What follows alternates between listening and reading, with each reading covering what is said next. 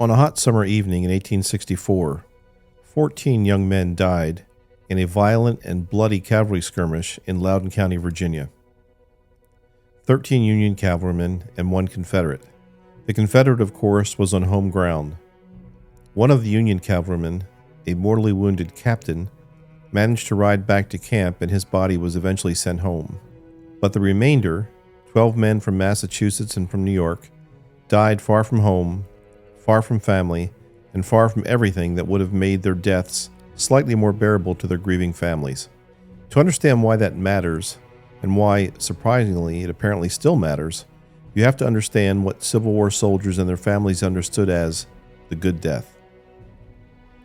Americans in the 1860s had a very specific idea of what it meant to die well. The good death wasn't just about dying bravely, it was a spiritual transaction. You died at home, surrounded by family, you were conscious and lucid, you had time to say your goodbyes, settle your debts, financial and spiritual. You professed your faith, you received the comfort of family prayers, and when it was over, your family could look on your face one last time before the ground took you. So that was the template. That was what a generation raised on a biblically based faith and the literature of a good Christian death had been promised. Now consider what it was like to be a soldier in those years. Chaplain John Humphrey, who served with the 2nd Massachusetts Cavalry, wrote in his autobiography about conducting church services in camp. He described the singing. He described the brass band. He described the rhythms of worship as a steady part of military life, not occasional, not incidental, but woven into the fabric of what it meant to serve.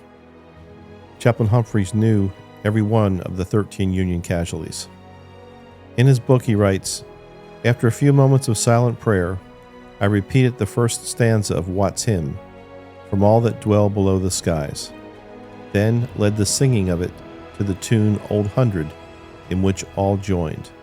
And there are many references in his autobiography to the services he conducted in camp. And that's not surprising. These men all came from communities where church was the center of everything: birth, marriage, death, community. When they enlisted, they didn't leave their faith behind, they carried it with them. Regimental chaplains held services in the field. Soldiers formed prayer groups. They wrote letters home full of scripture. They celebrated and debated theology around campfires. The American Bible Society distributed millions of testaments to Union and Confederate soldiers alike. Faith wasn't a decoration. For most of these men, it was the architecture of how they understood life and death. So here's the problem. When you die in an ambush, surprised, outnumbered, suddenly cut down, you don't get the good death. You die cold in a Virginia field. You die without a priest, without your mother, without the prayers you were promised.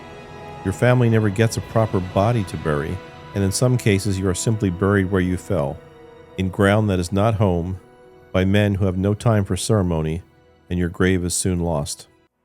For the soldiers of the 2nd Massachusetts and 13th New York, who died at Mount Zion on July 6, 1864, their cenotaphs stand in that little cemetery today. But cenotaphs are markers of absence. The word itself means empty tomb. When my medium friend first sat down near those cenotaphs, not even knowing they were soldier markers, she was immediately overwhelmed. What is it? I'm hurting. How are they hurting you? How are they hurting you? She said they were pressing down on her head and neck. She kept saying, "Stop, stop." Initially, she felt they were hurting her, but what they wanted apparently was attention, for someone to listen to them. When she asked what they wanted, the message came back flat and clear. Home. Just want to go back home. They want to go home. They want to go home now. She repeated it multiple times. She said they were cold, that they didn't belong there. She didn't know yet they were soldiers. She didn't know yet they had died in battle. She just knew what they were telling her. And I've thought a lot about that phrase. When you understand the good death concept, when you understand what these men believed they were owed by their faith and their culture, that phrase isn't such a mystery. I don't think it has anything to do with digging up their remains and transporting them back to Massachusetts or New York. Going home means rejoining family. It means a proper burial. It means the community of faith that had sent them off and expected to receive them back is rejoined. They never got any of that during their lifetime. And from everything the medium has received from them across multiple sessions, including one of them nicknamed Tick, who still blames himself for not preventing the ambush, these men are still carrying the need for this closure, to return home in a spiritual sense. So the good death was a promise that the Civil War broke, and maybe that's what these men are still trying to tell us 162 years later. They're trying to simply tell us we were never brought home. Does anyone remember us? I think someone does now.